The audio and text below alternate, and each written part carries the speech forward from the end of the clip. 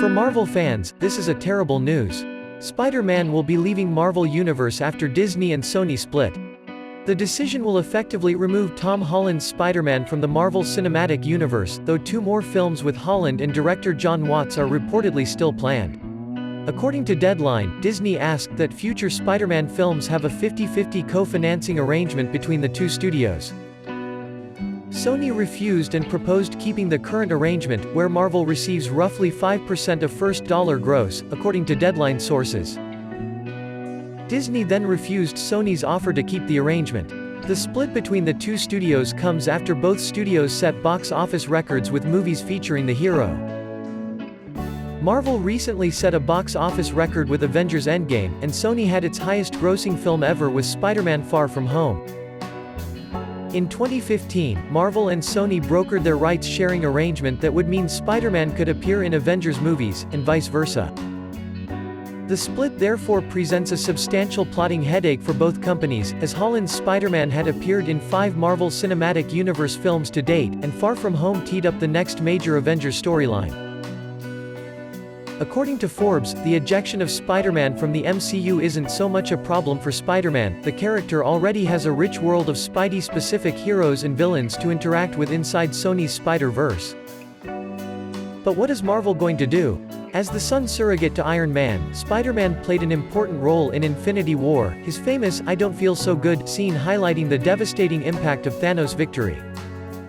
In Endgame, the premature death of Peter Parker was what pushed Tony Stark into casually inventing time travel and restoring balance, real balance, not Thanos' interpretation of the word, to the Marvel Universe.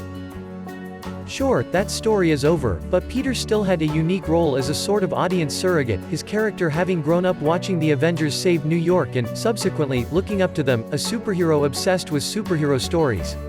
We might never again see Spider-Man swinging with his licensed super friends. Or maybe we will, if this turns out to be a ridiculously successful publicity stunt. Disney, or Sony, or both, have managed to direct an incredible amount of emotion toward this uncertain outcome, despite the Amazon rainforest burning before our eyes, in far greater need of our attention. Assuming the studios actually can't come to terms, the bigger loss here is for the MCU, which could lose access to a wildly popular character who's been a consistent delight in their universe. But it's worth remembering that Holland's Spider-Man has only appeared in 3 non-solo films: Captain America Civil War and Avengers Infinity War, plus Avengers Endgame, which he's barely in. The vast majority of MCU movies don't involve Spider-Man, and the universe was creatively thriving long before he popped up in it.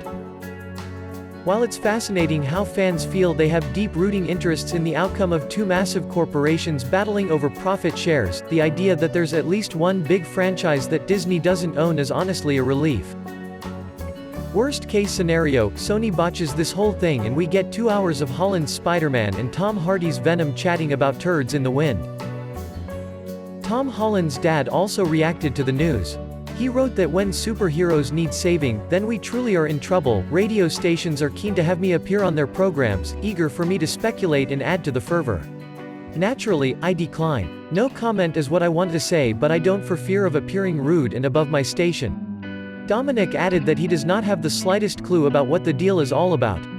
He added, "I know nothing about the impasse between Sony and Marvel. I have no inside track on such issues. But whatever is decided by the big suits at these big Hollywood studios, my hunch is that the show will continue. Too much at stake and too many dollars riding on it, and besides, everyone wants the same thing, namely, Spider-Man on large screens keeping people safe and entertained." He concluded that the character will endure. By Tom Holland now or some other young actor in the future.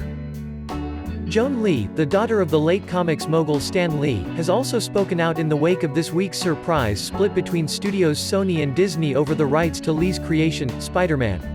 In a statement to TMZ, Joan Lee said Marvel and Disney, which bought Marvel for $4 billion in 2009, need to be checked and balanced in their quest for overall control of Lee's work.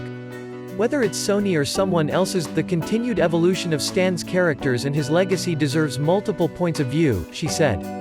Lee died in November 2018. Last month his daughter filed a further lawsuit against his former manager and 2 others for alleged elder abuse. Speaking to TMZ, Lee said that following her father's death, she was alarmed by the lack of compassion accorded to her by Disney. When my father died, no one from Marvel or Disney reached out to me, she said. From day one, they have commoditized my father's work and never shown him or his legacy any respect or decency. In the end, no one could have treated my father worse than Marvel and Disney's executives. Please like this video and subscribe to my channel. See you soon.